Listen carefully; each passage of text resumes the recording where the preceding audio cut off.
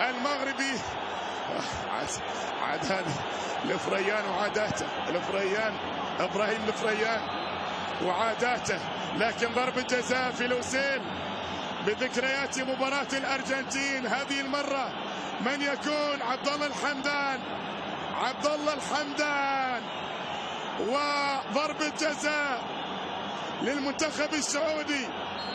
موجود بن عبيد في المرمى، عبد الله الحمدان يتقدم يسدد ويضيع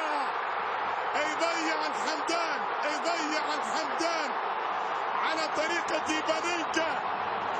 بانينكا خارج الملعب، وبالتالي بتضيع فرصة للسعودي للعودة في المباراة الآن. ولاعب المنتخب السعودي طبعا والجمهور والعشاق هذه على طريقة بانينكا، علاها شوي، لا والله مو بشوية يا عبد الله الحمدان.